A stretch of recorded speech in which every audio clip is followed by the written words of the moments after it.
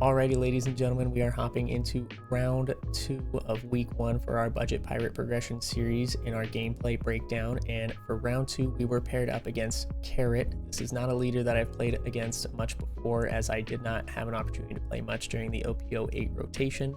So without any further delay, we're going to hop right in here and see what the matchup looked like for us. Looks like we're just finishing shuffling up here, and I'm going to go ahead and roll the dice. Looks like I get a 7. Going to go ahead and let my opponent roll here. They roll a 6, so after winning the die roll, I did opt to go second. Wasn't too familiar with green or what they wanted to set up, but I knew they were probably playing 10-drop Dofi. So we opted to take away the even curve for them. They didn't have anything for their 1 Dawn turn. I didn't have anything for our 2 Dawn turn, so pretty average start here. They're going to draw for turn, and it looks like they get a Rosinante blocker that they might want to use. They're going to do just that, and they're going to attach 1 Dawn to leader and swing 6k.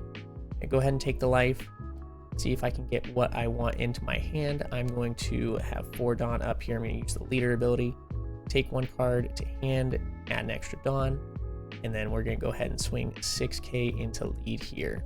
I do not have a lot of counter in hand, so they're just going to take the life. I'm going to go ahead and rest my remaining 4 Dawn, get the 4-cost Zoro, and look for a Luffy Taro here if possible, but we just see a bunch of different counter options. We're going to go ahead and take the Sohachi, as it can rest blockers later into the game if that's something we need to do. Stacking up quite the hand size here. No Luffy Taro yet though, so they're going to go ahead and start right into their 5 Dawn turn. Looks like they got a Carrot character, but it's not really something that they have a use for much right now. They're just thinking about what option they want to go down in terms of being able to use their leader ability while taking advantage of everything. So they're going to play out the Pedro here for 4 Dawn. They're going to use leader ability to rest the Zoro and then swing 6k into Zoro. I'm going to go ahead and counter out of it, and then go ahead and draw to be going into my 7 Dawn turn. We did not get the Luffy Taro, unfortunately. Then I'm not too familiar with Pedro, so I went ahead and read it here, and it basically just says that they'll be able to KO one of my 6,000 or less power characters that's rested, I believe. So they're going to wait for Zoro to swing to be able to KO him when Pedro is KO'd. I'm going to take 1 more life here, try and see if I can find Luffy Taro. I do not, unfortunately. So I'm just seeing how I want to split my 8 Dawn. Couple different options here. I have a Honokichi, I have Jinbei, but nothing that I really want to sacrifice. So I'm going to go ahead and swing 7k into lead right here. And they're thinking about if they want to counter, they're just going to go ahead and use the Pedro, and then they're forgetting that it only does rested characters, so they're going to give me the Rosinante blocker instead. Then I'm going to go ahead and rest 5 more Dawn. Play out the Sangoro, that way I can try and get some hand advantage going into the next turn. After I'm able to swing next turn, I'm gonna go ahead and swing 6 with Zoro. Thinking about if they want to take the life, but then they think they'll just give me the Pedro and KO the Zoro. They're gonna draw their Dawn and set everything as active. They're gonna be going into their 7 Dawn turn here. They're gonna rest 2 Dawn. Play out, they're separating their Dawn to figure out what play they want to go with. They're gonna do 2 Dawn, play out the Milky. That way every turn they'll be able to untap 1 Dawn extra. Then they're gonna go ahead and use leader ability to rest the Sangoro.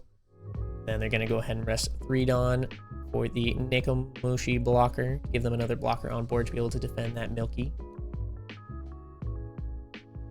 Thinking about how they want to swing, if they want to go into the life or the Sangoro here.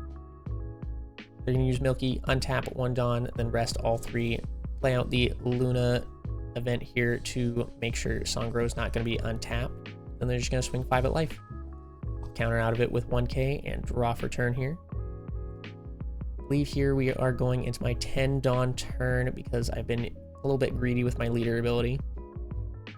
And I'm not really sure what to do here. I don't have a Luffy Taro. I do have a 10-cost vanilla in hand, I believe, so I was thinking about that, but I'm just going to start by swinging 5k into Milky.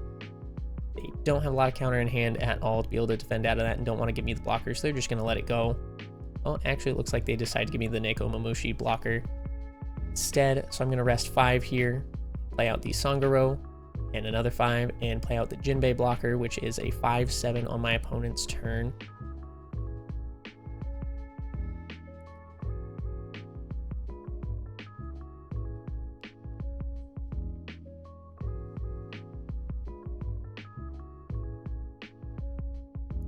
Righty, they are going to draw their Dawn, restand their characters and their leader, and takes them a second to realize they didn't untap their Dawn yet. So they're in their 7 Dawn turn, I believe, thinking about what they want to go for. They have the other Milky in hand, I believe, at this point, seeing if they want to be able to get 2 Dawn back per turn. They're going to do just that. They're going to play out the second Milky. They're going to tap both of them, have all their Dawn back for them to be able to use leader ability, rest the other Sanguro. Then they're just reading over the characters again, and they actually decide to rest the Jinbei because it's a 5/7 blocker. They're setting aside 5 Dawn here, I believe, to be able to play out the Carrot to freeze one of my characters. Or they're deciding if they want to use their event card to be able to just keep both characters frozen.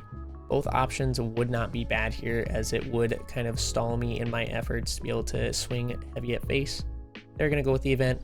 They're going to freeze both the characters, and they're going to have 5 Dawn up here.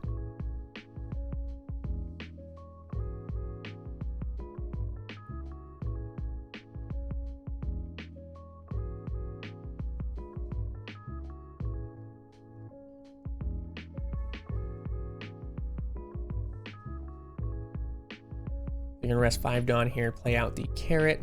Doesn't really have anything they can do with it because they already made sure my characters stay frozen, but they are going to swing 6k at lead here. And I'm thinking about whether I want to counter out with a 2k or 1ks.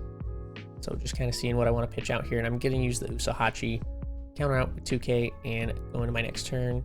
Those characters are going to remain frozen, so I'm just going to put them off to the side here. Back on 10 Dawn, thinking about how I want to use my Dawn advantage to be able to put a lot of characters on board. I'm going to go ahead and swing 6k into one of the Milkies, draw another card here, and I actually draw into the Luffy Taro I was looking for to be able to establish more bodies on board. I'm going to swing 5k at the other Milky. They're going to give it to me because their only cards in hand are the 10 drop Dophies. Then I'm going to go ahead and rest 7 Dawn, play out our Luffy Taro, and then Luffy Taro's ability, put 1 Dawn back. Then I'm actually thinking about playing out the Chopamon here. This is an interaction that we were not familiar with, whether I could restand one of my characters that was rested from their event, because it said it wouldn't restand until the next phase after. And so instead of just looking up in the moment, I decided ultimately that I was just going to untap the other Sanguro that I had swung with that turn. I would not be getting the ability to draw one more card, but that's fine. I wasn't too worried about it. Let me know down in the comments below if you know how that interaction works, but I'm going to swing 8k into lead here. They're going to take it. I'm going to pass over the turn. Alrighty, they have 10 Dawn up here, and they have quite a few options to go for. They have 2 10 drop Dophies that I know they want to get with. They want to be able to use, they're going to use leader ability and rest the Chopamon. And thinking about just where they want to swing with Carrot or the character and the leader. They're going to rest the 10 Dawn, and they're going to freeze, I believe, both Sanguros and the leader, or the Jinbei, 1 Sanguro and the leader, and then they're going to swing 6k with Carrot and freeze the other Sanguro into the Chopamon, and then swing 5k into lead. I'm going to give them a 1k, and then I believe they're going to pass over the turn from there. I draw for turn, put all my Dawn back up, going back to 10 Dawn, and then not much I can do here because Luffy Taro is the only one that is not frozen. I'm just kind of debating, do I want to swing big here? Do I want to establish some bodies? I play out the Honokichi, lower the Carrot, give them both minus 2k to be able to put some more pressure on them. I'm thinking about just going for board here because I want to be able to unrest my characters. I go ahead and swing a big, I believe that's 13 into 4 actually, because the Honokichi. They're going to let it die, and then they actually take a life there on accident, not realizing. And no worries, it's just locals. They put it back. They offered to refresh them around, and I said it's fine, don't worry about it. We're just going to keep going with the game here.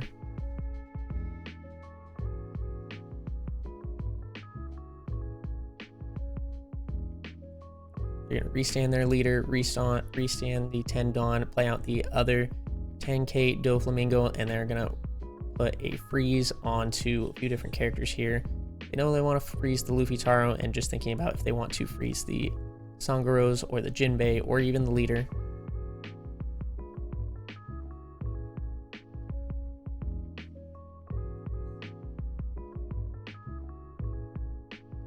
They're going to end up freezing the Sangoros here and swing 10k. Going to go ahead and use my Blast Breath, put 1 Dawn back, and be able to boost through it. I believe they swung into the Jinbei or the Luffy Taro there. I can't remember exactly which one. Then they're going to swing 5k at life, a 1k counter out, and draw for turn. I'm going to stack the rest of characters over there just because I know they're not going to refresh. Keep them out of sight, out of mind kind of thing. Get my 10 Dawn back here, and thinking about whether I want to establish some more bodies on board. If I want to go for the 10 cost Dofi, as they only have 2 cards in hand. Or if I want to go for life, or sorry, 3 cards in hand, or if I want to go for life as they're down to 3 cards in life. You have the Onami here to be able to pitch 1 dead card from my hand and kind of set up a blocker while resetting the hand for 2 more. I'm going to swing big 12 into 10 here, and they're going to go ahead and counter out of it, going up to 11. When I swing 5k into lead, they give me the last counter in their hand. And I'm going to go ahead and play out the Onami here, trash 1 of the cards from my hand, the dead Honokichi, draw 2 cards. It's actually going to take me a second here before I realize I have 6 characters on board. They draw for turn, and they're thinking about what they want to do here. 1 card in hand, I believe it was a Neko Momoshi blocker. They have all their Dawn and both 10 cost Doflamingos up here. And go ahead and take the dice off, and it's around here that I realize I actually have too many characters out, so I'm just going to trash the Honokichi because it played its purpose.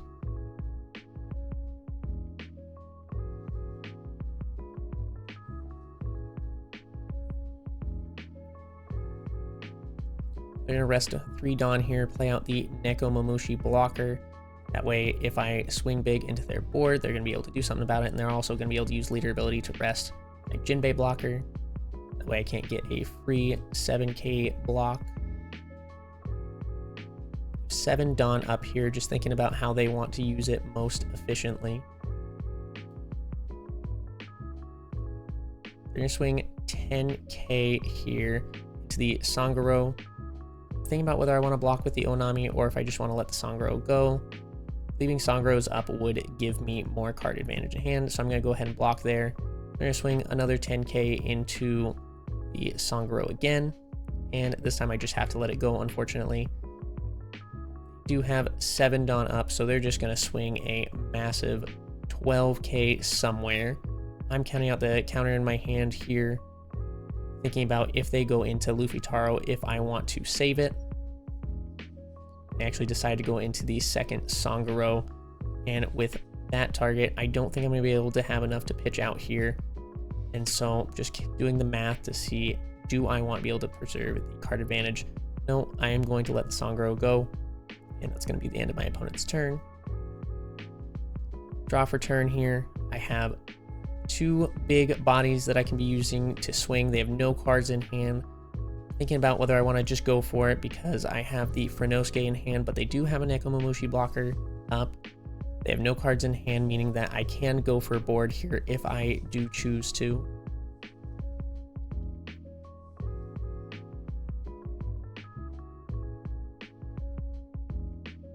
Go ahead and rest 4 Dawn here and play out the Orobi to be able to pop the Neko Momoshi blocker. That gives me just enough Dawn to be able to swing 10 in 1 Doflamingo. And since they have no cards in hand, that one's going to go. Attach 4 Dawn into the Jinbei, take out the other Dofi. And then thinking about just swinging another 5k into lead, they're forced to take it. And I'm going to go ahead and pass the turn there. They're going to draw for turn, 2 cards in hand now. Not a whole lot of options, thinking about if they want to go into board or if they want to set up the Wanda. This will allow them to use leader ability to rest the Orobi and look at the top 5 cards here for a Minx tribe character. Thinking about what they want to grab here, and they end up grabbing the Luna event that allows them to keep my board rested once again. They're going to go ahead and use that to make sure my board stays rested during my next phase. Counting out Dawn here. They have 6 Dawn up. They're thinking about if they want to play the Carrot character to be able to have some more pressure, but that would leave them with 0 cards in hand. So just think about, is that worth it right now? Separating out their Dawn here, they're going to rest 5, play out Carrot, and then swing a big 6k into lead. Gonna counter out of it, then they're going to pass over the turn. Those characters are going to stay rested once again. But leader will be able to become active. So I know no matter what, I'm going to get a leader swing into life. I could swing with a Frenosuke getting rush, but not really sure how worth it that would be, because that could get them down to 0 life. I'm going to swing 5k into lead here, no trigger. Separating out my Dawn, resting 4, and we're resting 5, sorry. We are going to play out the Jinbei to have another blocker, and then I'm going to rest 3, put out a Zoro. This is just in case they see another 10-drop Dofi. They can freeze my board while putting pressure on. I want to be able to have enough swings to be able to push out the game next turn. They're going to use leader ability, rest the Jinbei.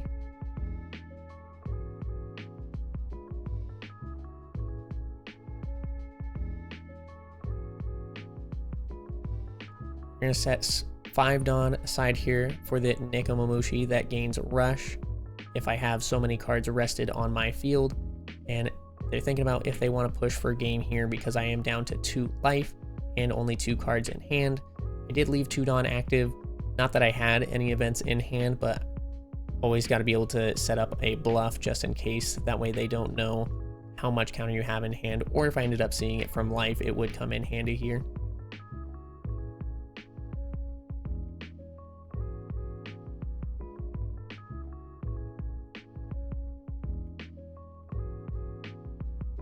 They're going to attach 2 Dawn to Carrot, and they're going to swing a big 8k in a life here. I'm going to take it. I get the search event.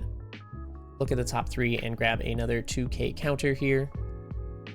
3 cards in hand now, 1 life left. And they are down to about 3 Dawn cards, I believe. So they could swing 7-7. They could swing 5-8. They know I have a 2k counter here, and so they know that they're probably not going to get out of it at this point. They're going to swing 6 in the life.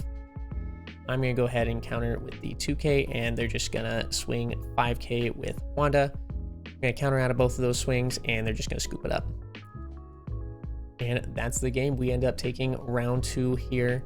So that means we are 2-0 for the budget progression series. Hope you guys enjoyed. If you guys have any comments down below for how I can play better, tips, anything like that, that would be greatly appreciated. If there's specific matchups that you want to see, or different ways that I can go about having the footage set up, if you want to see some perspective gameplay, let me know down below. Appreciate you guys for watching. Don't forget to like, comment, and subscribe. We'll see you next time.